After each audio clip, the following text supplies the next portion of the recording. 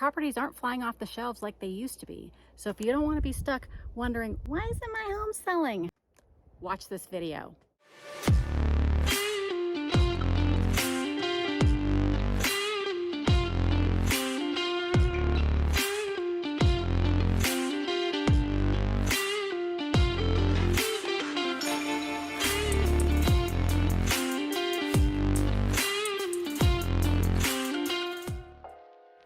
Everybody, Christina Ingram here with the Ingram Group of Keller Williams Realty Las Vegas, and I'm here actually on my morning hike, and I was thinking what I could do to help you guys who are looking to sell their home. So here are the 5 things that I would recommend any seller to do in any market.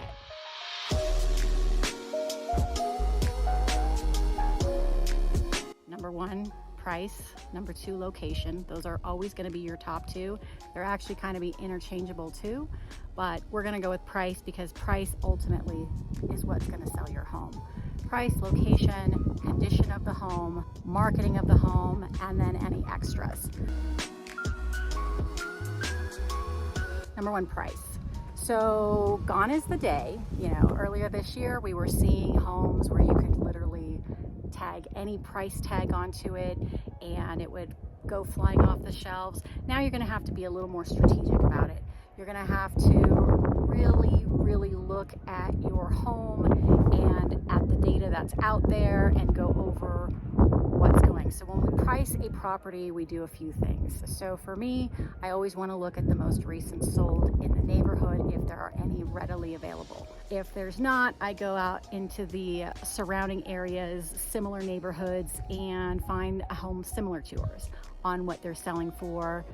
And then I'm also going to want to go over, ones recently on the market that are under contract, what they did to actually get their home under contract, where they're priced at, so we can kind of price competitively and not go way over. One thing you don't want to do is overprice your home, because overpricing your home in any market, well, except for maybe the one we were just in, kind of really hinders who's going to look at your property.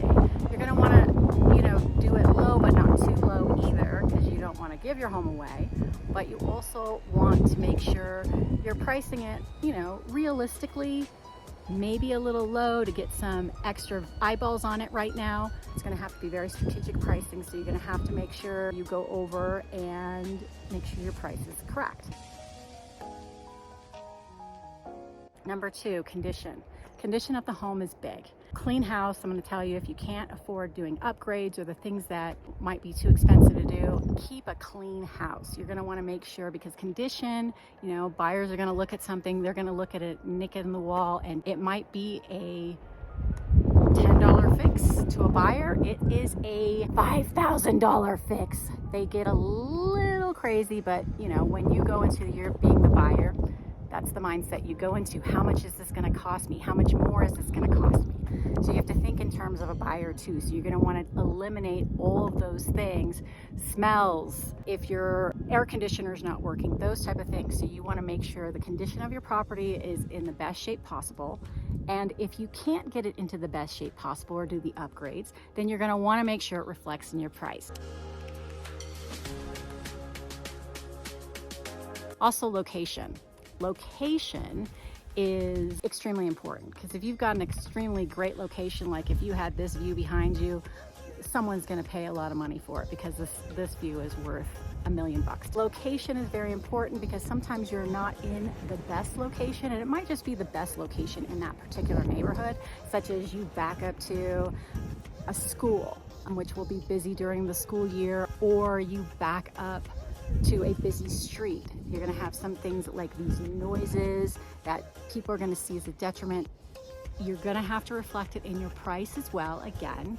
But there are little things that you can do. Maybe if it's not too loud, maybe put a water feature like a big fountain to kind of mute the sound, or put up some big trees or some type of vegetation to kind of block the sound and give you a little bit of privacy, especially like if you have another house that's looking in at you. You can do some things to create some sort of privacy. So that's also what we're talking about in location, because if you got a great location, yes, it's going to be reflected in the price as well.